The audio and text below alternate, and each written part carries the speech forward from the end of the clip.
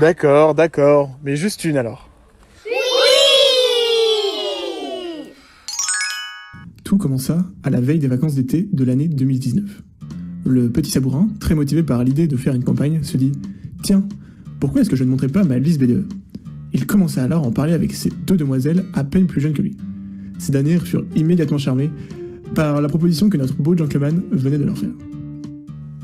Sabourin était alors plus motivé que jamais au retour de son périple à l'autre bout du monde, durant lequel il a fait preuve d'un grand courage, d'une bravoure exceptionnelle, d'une grande générosité, d'un charisme, d'une force... Tranquille, ça, je te dérange pas là? Oui, enfin bref, d'héroïsme. Il contacta un vieux sage ayant appris de son expérience, afin que ce dernier lui enseigne les lois de la jungle que peuvent être celles d'une campagne BDE. Dans un premier temps, notre vieux sage hésitait à l'accompagner sur ce périlleux chemin. Mais comme dirait François Mitterrand, dans les épreuves décisives, on ne franchit correctement l'épreuve que de face.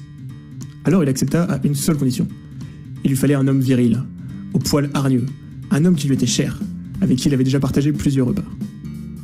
C'est dans l'humble palace de notre Balou qu'eut lieu la première entrevue, au cours de laquelle ils purent décider ensemble d'un plan d'attaque afin d'agrandir cette belle famille.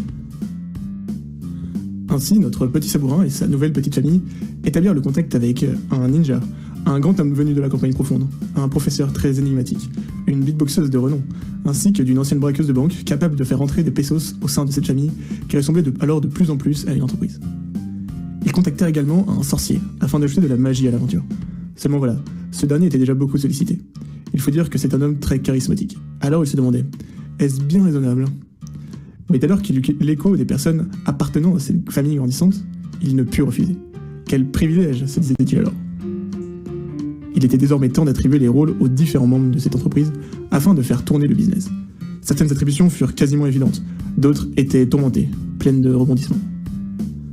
Bien que l'équipe n'était pas encore au complet, notre chef de famille se dit qu'il était maintenant primordial de réfléchir au thème, car le devoir n'attend pas.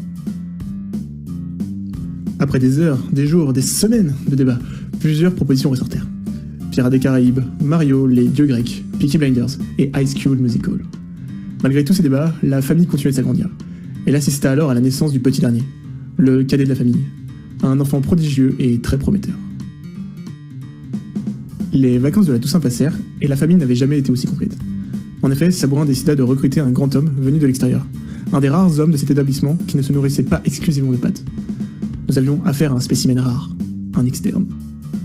Et comme une bonne nouvelle n'arrive jamais seule, notre chef de famille prit son courage à deux mains et alla proposer à un homme au style inégalable de rejoindre le business, la famille. Cette épreuve était particulièrement difficile pour Sabourin, car ce dernier craignait que l'homme en question fasse partie de l'adversité. En effet, un bruit courait qui disait qu'il était président du camp ennemi.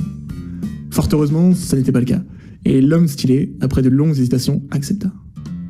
L'entreprise familiale décida de voter afin de déterminer le thème du business.